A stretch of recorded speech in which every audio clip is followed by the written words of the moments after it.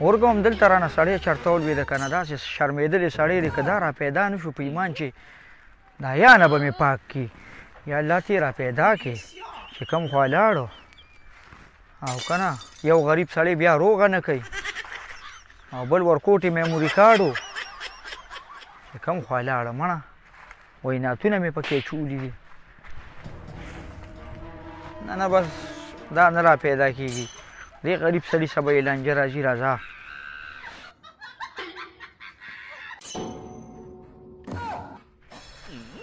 خیر منصفیا دا ولې ته خو سمې ګړګوزې کوې د خدای نیکبخته دا ولې ته خو ټول لچې که ده ګړګوزې پرېږده